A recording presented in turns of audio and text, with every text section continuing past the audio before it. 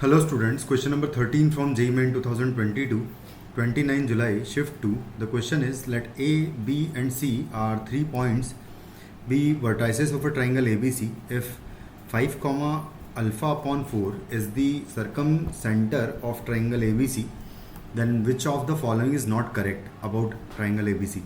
तो सबसे पहले अगर डायग्राम बनाए तो देखो यहाँ पर ध्यान से देखें तो अल्फ़ा अल्फ़ा यहाँ पर सेम है, यानी कि इनका एक्स कोऑर्डिनेट सेम है, यानी कि ये दोनों पॉइंट्स एक दूसरे के जस्ट अबव पॉइंट्स हैं. और यहाँ पर -2 और यहाँ पर -2 सेम है, यानी कि ये वाई कोऑर्डिनेट्स इन दोनों के सेम है, यानी कि ये जस्ट साइड में पॉइंट्स होंगे, मतलब कि वाई कोऑर्डिनेट इनका सेम है बेसिकली. ये इसका अगर मैं ओरिएंटेशन बनाऊँ ट्राइंगल का तो कुछ इस तरीके का ओरिएंटेशन होगा इसका, कि मान लेते हैं ये है ट्राइंगल आपका, जिसमें ये जो पॉइंट है ए पॉइंट होगा जो कि है अल्फ़ा कॉमा -2, और यहाँ पर आएगा अल्फ़ा कॉमा 6 पॉइंट जो कि होगा बी पॉइंट जस्ट अबाव ए पॉइंट, और यहाँ पर आएगा सी पॉइंट जो कि होगा अल्फ़ा अपॉन 4 कॉमा -2 होगा.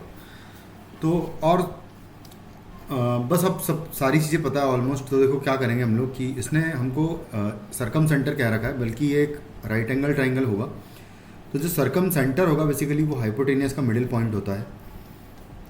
तो alpha upon 4 5 comma alpha upon 4 ये पॉइंट हो जाएगा.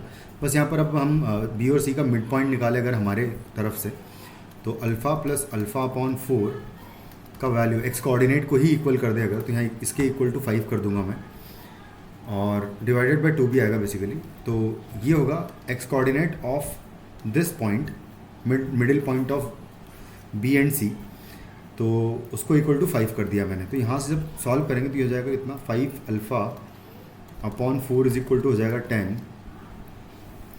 और उसके बाद इसको कैंसिल आउट कर दूंगा 2 टाइम्स, तो यहाँ से अल्फ़ा की वैल्यू आ जाएगी 8. अगर अल्फ़ा आ गया तो मेरे पास सारे पॉइंट्स आ जाएंगे. ये पॉइंट हो जाएगा मेरे पास 8 अपॉन 4 यानी कि 2 कॉमा -2 हो जाएगा. ये वाला point A will be alpha 8 comma -2 होगा, और ये पॉइंट हो जाएगा 8 कॉमा 6. तो सारे पॉइंट्स आ जाएंगे बेसिकली, और जब सारे पॉइंट्स ही आ जाएंगे तो हम लोग सारी डिस्टेंसेस निकाल लेंगे और एरिया भी आ जाएगा. तो B C distance A B distance अगर देखें तो basically A B distance directly देखेंगे वाई कोऑर्डिनेट्स का डिफरेंस, यानी कि 8 हो जाएगा A B distance. B C distance के लिए मुझे फॉर्मूला लगाना पड़ेगा 8 6 और 2 -2 के बीच, तो अंडर रूट ऑफ आ जाएगा ये 8 -2 आएगा का होल स्क्वायर है, and plus 6 minus minus plus हो जाएगा 2 का होल स्क्वायर. तो बेसिकली ये 10 आ जाएगा, और अगर ये 10 आ जाएगा तो यानी कि ये पूरा हाइपोटेनियस बेसिकली 10 आ जाएगा. उसके बाद फिर ए बी हो गया, बी सी हो गया. ए सी डिस्टेंस निकालेंगे.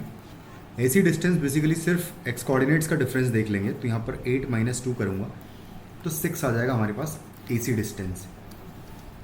अब मैं सारी चीज़ें निकाल सकता हूँ. सबसे पहले एरिया ऑफ ट्राइंगल निकालें अगर, तो एरिया ऑफ ट्राइंगल हो जाएगा 1/2 टाइम्स बेस है ए सी इंटू हाइट है ए बी इस ट्राइंगल का, तो हो जाएगा 1/2. ए सी का वैल्यू 6 है, मल्टीप्लाइड बाई ए बी 8 है, तो ये 24 एग्जैक्टली आ रहा है, यानी कि फर्स्ट ऑप्शन तो करेक्ट लिखा हुआ है. उसके बाद क्या करेंगे कि नेक्स्ट हम चेक करेंगे पैरीमीटर कितना आ रहा है. तो ये ए ऑप्शन तो करेक्ट आ गया. बी ऑप्शन के लिए पैरीमीटर निकालना है, यानी कि A B plus B C plus C A का वैल्यू ये हो जाएगा 8 प्लस 10 प्लस 6, तो 8 और 6 14, और 24 बेसिकली हमारा पैरामीटर आ जाएगा. तो 24 अगर पैरामीटर आ रहा है, इसका मतलब कि option B is the incorrect option.